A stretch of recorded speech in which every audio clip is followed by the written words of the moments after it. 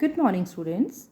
Today we are going to continue with the same poem, Two Little Kittens.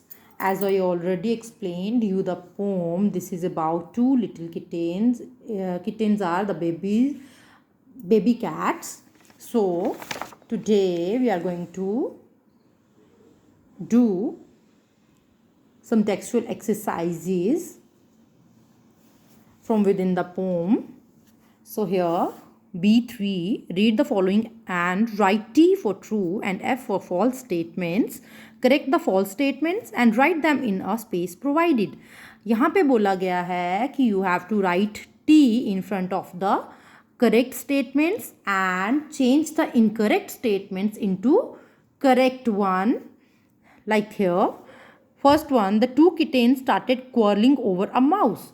क्या किया था इस pome में? क्या दो जो किटन्स थे वो झगड़ा कर रहे थे एक माउस के ऊपर? Yes, it's true. तो इसे हमें करेक्ट करने की ज़रूरत नहीं है. We need not to correct this sentence. Second, one of the kitten was bigger than the other.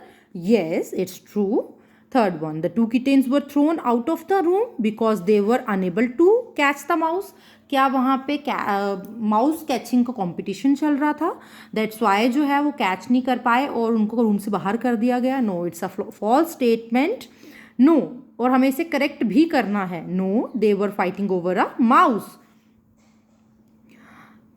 Fourth, the weather outside was bright and sunny. Bright and sunny था? No, it was a stormy night. It's a false statement. The old lady permitted the kitten to come inside. Kittens to come inside. Yes, उन्होंने permit कर दिया था. After her sweeping उसने kittens को room के अंदर आने के लिए परमिट कर दिया था. So it's a true statement. The kittens started fighting again after coming inside the room. No, it's a false statement. जब किटन्स वापस रूम में आए थे तो उन्होंने फिर से फाइटिंग शुरू कर दी थी. No, they sat near the fire. क्योंकि वो बहुत ही वहाँ पे बाहर ठंड में जो थे फ्रोजन हो चुके थे, तो वो क्या करते हैं, वो अंदर आके फायर के पास एक कोजी सा जो एटमॉस्फेयर है उसका इंजॉय करते हैं.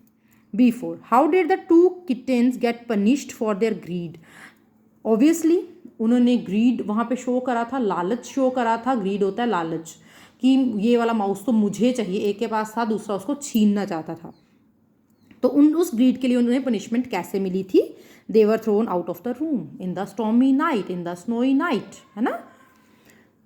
What lesson do you learn from this poem. आप लोगों को इस पोइम से क्या सीखने को मिलता है? We should not fight over petty things. Petty means बहुत ही छोटी छोटी चीज़ों पे हमें नहीं झगड़ा करना चाहिए.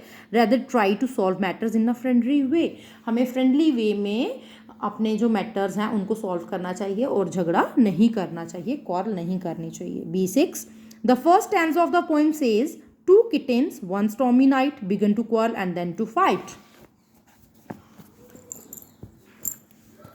What is the difference between a quarrel and a fight? You may consult a dictionary, write your answer in the space given below. I already taught you that what is the difference between a quarrel and a fight. You are able to differentiate between these two words. But फिर भी मैं आपको एक solution दे रही हूँ. Quarrel is a verbal argument, जो कि हम झगड़ा करते हैं मुंह से. फाइट जो है वो हम, फाइट मीन्स किसी को फिजिकली हिट कर देना, हिटिंग समवन फिजिकली, मारना. Read the following. ये आपका होमवर्क है. As quiet as mice, it's the easiest question within this poem. As quiet as mice, as cold as snow. यहाँ कंपैरिजन किया है किसकी तरह? क्वाइट, माइस की तरह, और कोल्ड किसकी तरह? स्नो की तरह. Do you think the above comparison are suitable? The mice move around very quietly, don't they? The snow is always cold, isn't it? Similarly, the following comparisons can also be made. जो comparison किए गए हैं वो suitable हैं. Yes, वो suitable हैं. ऐसे ही यहाँ पे भी कुछ कंपैरिजन दिए गए हैं. As quick as mice, quiet भी माइस होती है, क्विक भी माइस होता है. As white as snow, snow भी वाइट होती है. तो उसकी तरह जो है ये कंपैरिजन्स दिए गए हैं. नेक्स्ट जो है ये हमें खुद से सॉल्व करने हैं. Now find suitable comparisons for the following. As soft as cotton, as light as feather. बाकी सब आप खुद करेंगे. I got this old book from a student, that's why यहाँ पे सब कुछ जो है वो सॉल्व किया हुआ है. बट मैं नहीं चाहती हूँ कि आपको सब सॉल्यूशंस मिल जाएं. सो दैट्स वाई मैं इनको जो है हाइड कर रही हूँ. Moving on to next page. Read the poem again and find out at least 6 pairs of rhyming words. Also add at least one more rhyming word of your own to each of these pairs. One example has been given to help you. एक बार poem को read करिए और 6 pairs of rhyming words जो हैं आपको यहाँ पे देने हैं. एक rhyming words. I already taught you in some chapter what are rhyming words.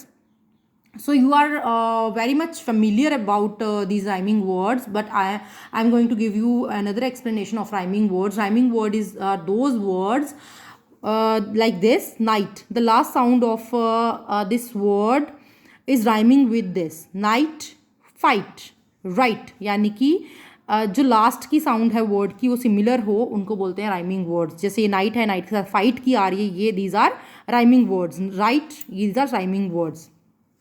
Plight, might, ठीक है, ये सब जो हैं ये राइमिंग वर्ड्स हैं. जैसे cat, that, rat, fell, shell, bell, इन सब की जो लास्ट की साउंड्स हैं वो क्या हैं, सिमिलर हैं. That's why they are called rhyming words. Room, room, zoom, snow, go, low, door, floor, store, mice, ice, rice.